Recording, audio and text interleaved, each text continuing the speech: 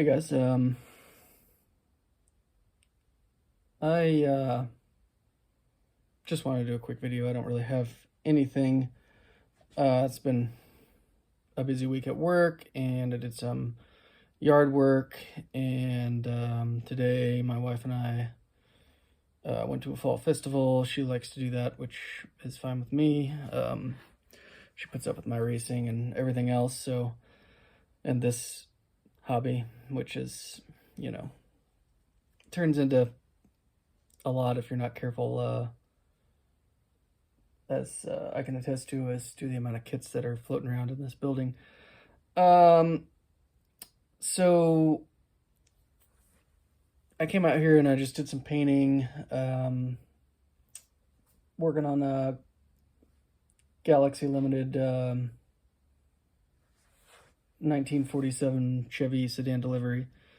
And I just got that painted. I'll show you guys that later. But I wanted to talk a little bit about vintage kits, which you might know that I absolutely love vintage kits. Sometimes they're horrific to build.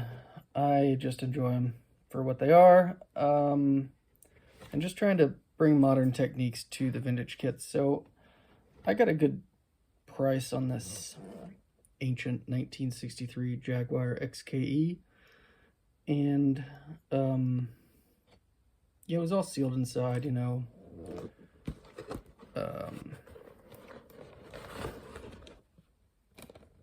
Everything you would expect from a kit of this era.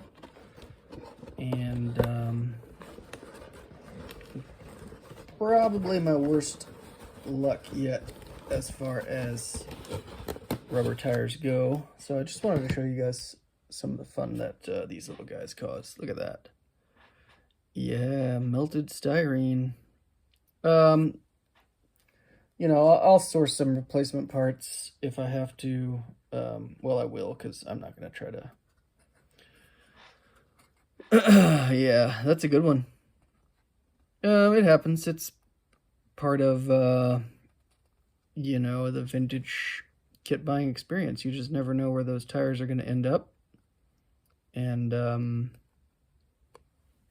for the most part, I've been lucky. I've had to sand out a little bit of this stuff, but this one, it must have been sitting in the same spot for 40 years, never being shaken up or anything, because they were eating.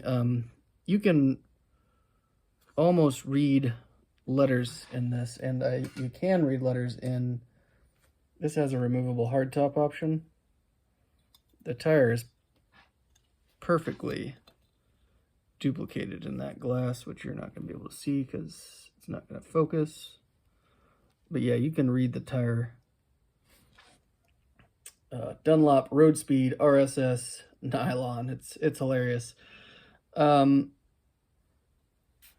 a little bit on the other piece of the body here where the tire was resting. But hey, Revell Great Britain Limited 1963. Right there on the bottom. That's, you know, that's cool. Yeah, so, you know, this is the type of stuff that normally, it's not a big deal. You get rid of it, whatever.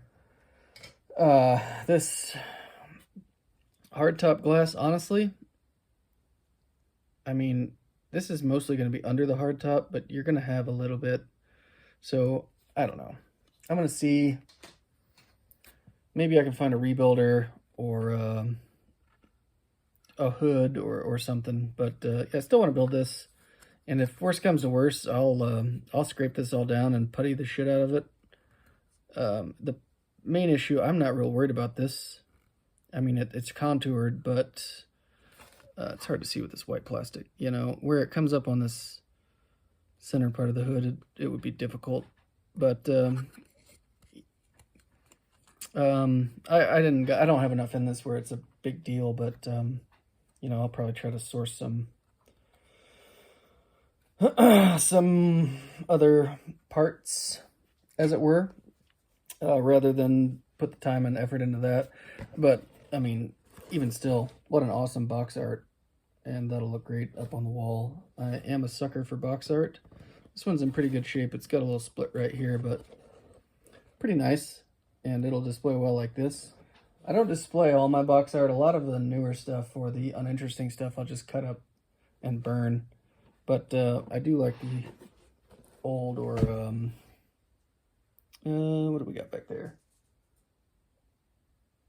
That 64 Impala. I like the silent box art. Stuff like that.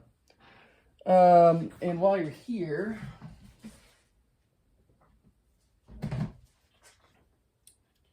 sorry, I just put a little bit more paint on this. I was not happy with it. I'm still not really happy with it. But I'm gonna decal it and run with it because, you know, sometimes these things happen. This is my buddy build with Larry. I'm also doing the March 88C. It's just the Domino's livery.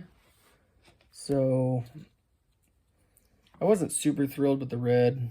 I sanded it up and I hit it again because I had it all painted. And it's still not super smooth. I'm still not really happy with it. But it's going to be good enough once I decal it. That's the rest of the livery there. We'll get it decaled. Some clear coat on it. I just painted this again for the second time. And the rear wing is done. I'm working on the engine. I've got it all painted, but I am going to wire it just for ignition. Probably.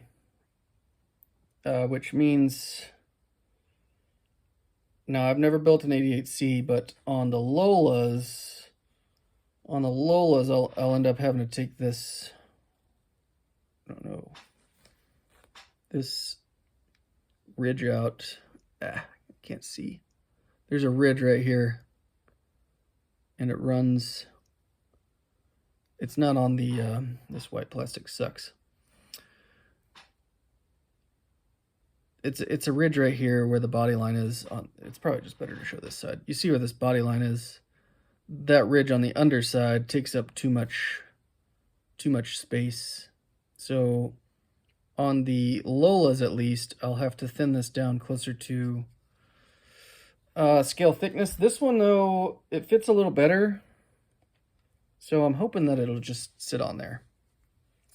But yeah, that's just a little update on the buddy build with Larry.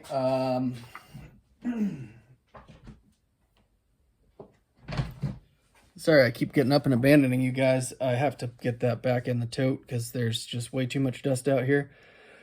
It's about time to do another deep cleaning. This is an old building, and I do my best to keep the dust knocked down, but it's just impossible. But it's the best place I have to paint, and I'm not complaining. So yeah, this has gone on for longer than I thought it would, but I just want to say continued prayers to everybody down there in Florida. You know, that's a lot to go through, a couple of back-to-back storms for some of those guys.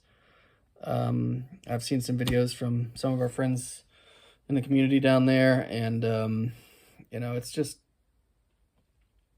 it's a rough deal. You know, we have to deal with winds and tornadoes up here, but they had a hurricane and tornadoes down there, which is just crazy.